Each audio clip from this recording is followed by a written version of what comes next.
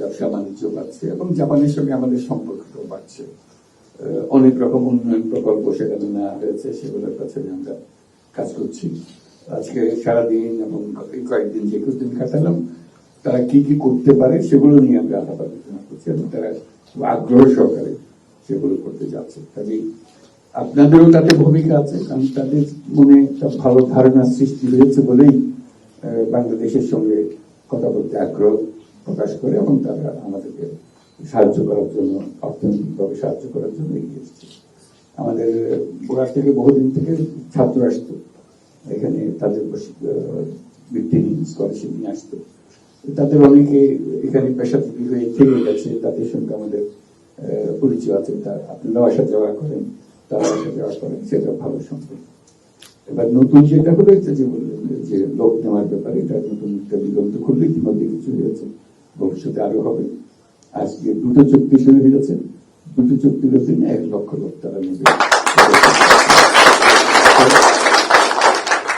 রাষ্ট্রদূত মহোদয় যেটা বললেন, এই 1 লক্ষ তো শেষ হবে না, এদের প্রয়োজন অনেক বেশি, অনেক বেশি। আমরাও চেষ্টা করবো যাতে দিতে পারি, তবে আমাদের চেষ্টার ফল তো ভালো হবে না, আমরা দূরের থেকে চেষ্টা করি। আপনারা একবারে খাস জায়গাতে বসে আছেন, কাজে সেখান থেকে চেষ্টা করা যাতে করে লোক আসে, প্রচুর সংখ্যক লোক আসে এবং আসার পথে দুর্ভোগ না হয়।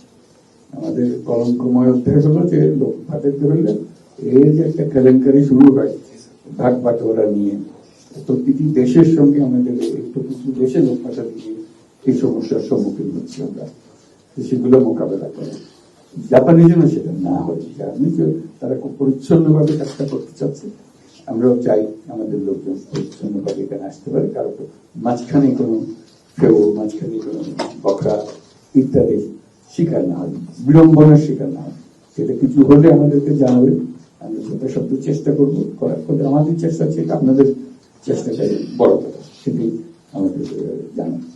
আজকে আমাদের আপনাদের কাছ থেকেই শোনার জন্য এসেছি, যে আসলাম, কয়েকদিন থাকলাম এখানে, কোন আলাপ আলোচনা হলো না, দেখা সাক্ষাৎ হলো না, এটা কেমন কথা। সেই জন্যই দুটো কথা শোনার জন্য আপনাদের কি করা যায় সেটা বলার জন্য। আর কেউ বলবেন না, কিন্তু আপনাদের শরীর খুব সংক্ষেপ,